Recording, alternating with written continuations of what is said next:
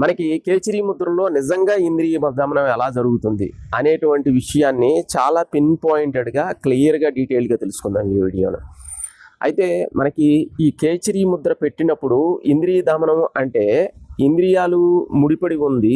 మనకి కళ్ళు, ముక్కు, చెవులు, నాలుక ఇవన్నీ కూడా ఒక్కొక్క కింద ఉన్నటువంటి చక్రాలతో, అంటే మూలాధార చక్ర అహంకారానికి, తర్వాత మనకి ఉన్నటువంటి స్వాధిష్టాన చక్ర కామానికి, మనకి ఉన్నటువంటి క్రియేటివిటీ ఏదైతే లోయర్ క్రియేటివిటీ అంటో దానికి సంబంధించి, మన మణిపుర చక్ర ఆహారాన్ని తీసుకోవటానికి, శక్తిని ఇయటానికి, అది మనకి సోలార్కి సంబంధించినటువంటి శక్తిని తీసుకోవటానికి, అండ్ మణిపుర అనేది అగ్నిస్థానం కాబట్టి వీటన్నిటి గురించి చెప్తాం. కాబట్టి వీటిని ఒక మనం అధీనంలోకి తీసుకోవటానికి ఏ విధంగా పనిచేస్తుంది అనేటువంటి దానికి ముఖ్యంగా మనం కేచిరి పెట్టినప్పుడు ఫస్ట్ మనకి యాక్టివేట్ అయ్యేది ఆజ్ఞాచక్ర. ఆజ్ఞాచక్ర మీకు ఎప్పుడైతే యాక్టివేట్ అవుతుందో చిన్నగా మీకు సహస్రార చక్ర కూడా యాక్టివేట్ అవ్వడం స్టార్ట్ అవుతుంది. కొంతకాలానికి మీరు ప్రాక్టీస్ని బట్టి ఉంటుంది.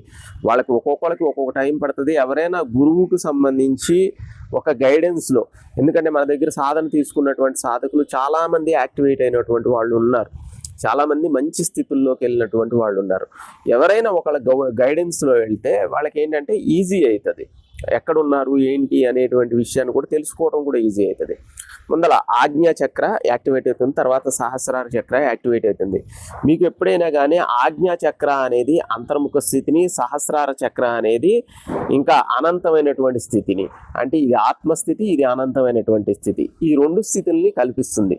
కాబట్టి తర్వాత నెక్స్ట్ మీకు ఎప్పుడైతే మనస్సు అంతర్ముఖమైనప్పుడు శూన్యమైనటువంటి స్థితి కలుగుతుంది. శూన్యం అంటే ఆకాశతత్వం. ఆకాశతత్వం అనేది దేనికి సంబంధించింది?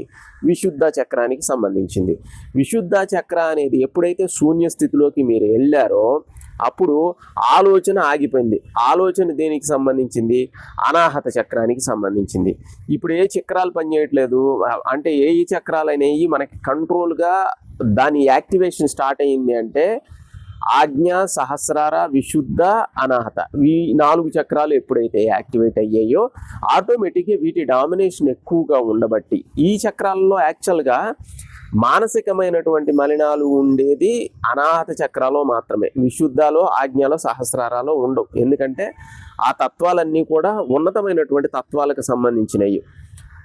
మనకి మూలాధార, స్వాధిష్టాన ఈ చక్రాల్లో మాత్రమే లౌకికమైనటువంటి విషయాల్లో ఎక్కువగా రమించడం, లౌకికమైనటువంటి జీవితమే నిజమైంది, ఇక ఇంతకు మించినటువంటి హాయి, ఆనందం ప్రపంచంలో ఏదీ లేదు అనేటువంటి భావనలో ఉండిపోతారు.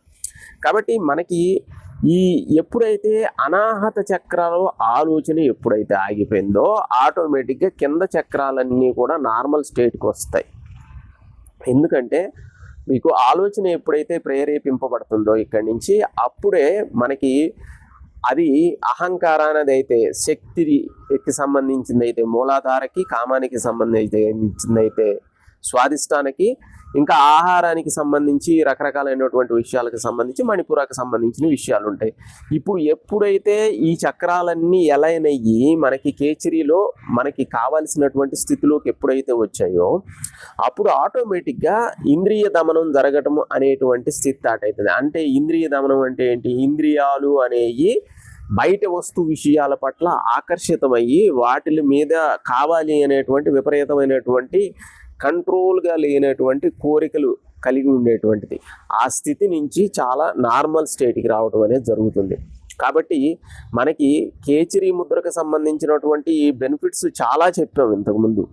కాబట్టి ఒక్క కేచిరి ముద్ర వల్ల దీనికి రీజన్ ఏంటంటే మనం కేచిరి ముద్రలో నాలిక, కొండ నాలిక వెనకాల ఉన్నటువంటి రంధ్రంలో పైన పెట్టేటువంటి సన్నటి రంధ్రం అంటే యోని షేప్లో ఉంటుంది అని చెప్పేసి చెప్తాం మనం జనరల్గా. ఆ రంధ్రంలో మనం ఎప్పుడైతే పెడతామో అక్కడ మనకి ఆ పెట్టేటువంటి ప్రాంతాన్నే త్రిపది అంటారు. త్రిపది అంటే ఇడా, పింగళ, సుషుమ్న 3 నాడులు కలిసినటువంటి ప్రదేశాన్ని త్రిపది అంటారు. ఈ త్రిపది ఏంటి అంటే అన్ని మీ సెంట్రల్ నర్వస్ సిస్టమ్కి, బ్రెయిన్ సెంట్రల్ నర్వస్ సిస్టమ్కి ప్లస్ 72,000 నాడులకి అన్నిటికీ కూడా కనెక్టివిటీతో ఉండబట్టి ఇది మనకి కలిగేటువంటి శాంతి, ఆనందం, అమృతం ఎప్పుడైతే పడుతుందో ఆ అమృత తత్వానికి సంబంధించి అమరత్వానికి సంబంధించినటువంటి అన్ని రకాలైనటువంటి విషయాలు శరీరం మొత్తం కూడా విస్తరించడం అనేది జరుగుతుంది. ఎప్పుడైతే ఇవన్నీ శరీరం మొత్తం విస్తరిస్తాయో ఆటోమేటిక్గా మనం ఆనందమైనటువంటి స్థితిలోకి వెళ్ళిపోతాం. వెళ్ళిపోయిన తర్వాత ఇంద్రియాల కంటే ఉన్నతమైనటువంటి ఆనందాన్ని చూసినప్పుడు ఆటోమేటిక్గా ఇంద్రియాల యొక్క డామినేషన్ తగ్గిపోతుంది. కాబట్టి ఈ విధంగా కేచరి ముద్ర అనేది ప్రాక్టీస్ కంటిన్యూగా ఎవరైతే చేస్తారో వాళ్ళకి ఈ రకమైనటువంటి స్థితి కలుగుతుంది, ఇంద్రియ దమనం అనేది కలుగుతుంది. క్రియాయోగకు సంబంధించినటువంటి క్లాసుల కోసం పైన ఉన్నటువంటి ఫోన్ నెంబర్ని సంప్రదించండి. ఈ వీడియో నచ్చినట్లయితే ఖచ్చితంగా లైక్ చేయండి, షేర్ చేయండి, సబ్స్క్రైబ్ చేయండి. సర్వే జనా సుఖినో భవంతు.